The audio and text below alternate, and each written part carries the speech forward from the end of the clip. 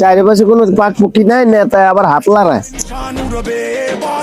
নেতা নেতা দেন দি, ওই একটা মনে হয় ভোটার।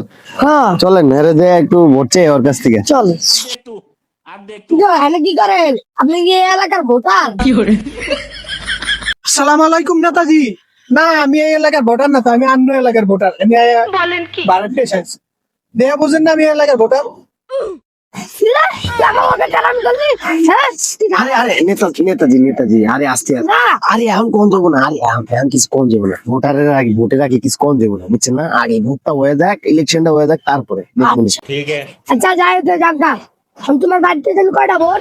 নেতাজি, আমার বাড়িতে তো টোটালে 5টার মতো ভোট আছে। ওই কি রে মাথা নোয়া, জানো তো এর বাড়িতে 5টা ভোটার, তা তোরা কি কয়া দেওয়া লাগবে, কি করতে হইব? ও বুঝছি বুঝছি নেতা, আস্তে আস্তে, কুল কুল, খারাপ খারাপ। 1 2 3 4 5 6 7 8 9 10। নাও নাও বাবা, এটা এটা রাখো। হ্যাঁ, ভোটটা যেন আমগো কাছে আয়, ঠিক আছে? নেতাজি সমস্যা নাই, আমার বাড়িতে যে কটা ভোট আছে সব কটাই আপনার আপনার এনে পড়বো, চিন্তাই করেন না, পাইছি তো। মামা খারাপ খারাপ খারাপ খারাপ।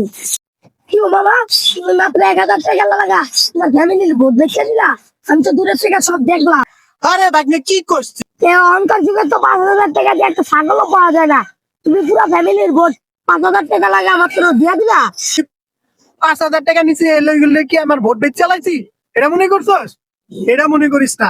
এখনকার নিয়মে এটা, যারে পাবি তারই খাবি, জায়গা মতো ভোট দিবি, ঠিক আছে না মামা?